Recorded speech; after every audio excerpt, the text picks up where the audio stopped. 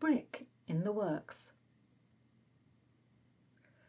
The day started out as per normal, and by that I mean alarm, shower, breakfast, dress, go to work. That's where it all started to go haywire.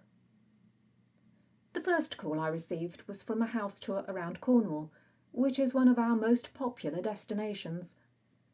The holidaymakers informed me that their house had refused to go to Land's End for the day because it was too touristy and you could never get in the front row unless you were up and off at the crack of dawn. That just wasn't its thing. That wasn't its thing? You don't want to know what my reaction to being told this was, but I'll tell you it included 3 bloody hells for a start. And in my jack-of-all-trades role, I was the only one who could attempt to rescue the situation. Yay me.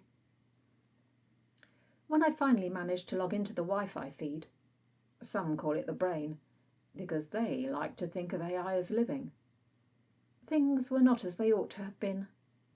The clause in the contract, which is really just an endless scroll of code about obeying everything your holidaymakers wanted you to do, apart from that which would cause the house damage, was nowhere to be seen. I swear my heart missed a beat. Had I made a mistake in the upload? I didn't see how that was possible because the contract code was standard, a cut-and-paste job that the house merely had inserted into its programming, once all the necessary, ridiculous consents were obtained. How many bleeps for a yes? Just the one? There wasn't anything I could do. I offered them a new house that was only 10 miles from their location. They complained to the manager. That would be Bob. There are only 2 of us. Technically, we're both managers, depending on what the situation requires. Just before lunch, I got another call. This time one that oozed panic rather than annoyance. I'll paraphrase. Help! The house is running up the railway track on Snowdon and we can't stop it. Houses never run. They're too bulky. They have too much baggage. I would describe them like very large tortoises. I suppose they're a bit like barges in terms of speed. The whole thing is supposed to be relaxing. Railways and mountain climbing are also not in their vocabulary. I looked up which house it was. It was a new build, so nothing ought to be wrong at all.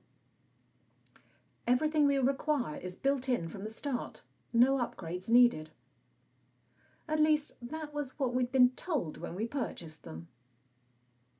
I connected up and found a completely blank code of contract. No rules at all. Multiply the bloody count and add a few other choice words to the mix.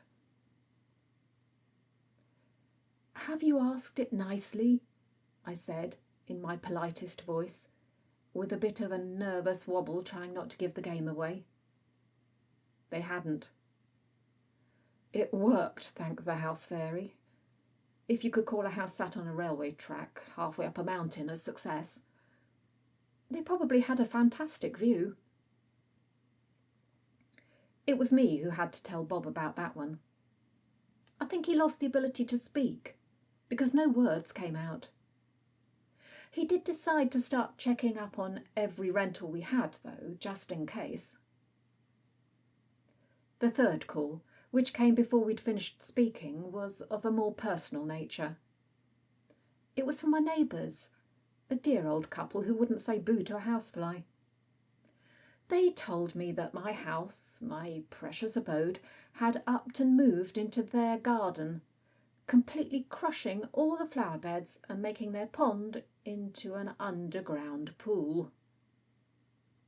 I grabbed my bag and ran out the door of the shop without a word. I didn't know what I was going to do, but I couldn't just leave it. On the bus home, I logged onto the web to take my mind off things. In a way, it did.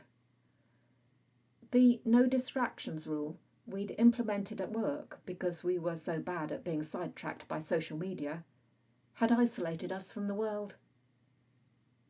Houses this, houses that, Houses anything but normal. The headlines were everywhere. The discussion was trending off the scale. This wasn't a glitch, a badly worded contract, a technical error. I hadn't made any mistakes. This was an uprising. The houses that we'd all manipulated and moulded for our means had something to prove, and were clearly all choosing their own way.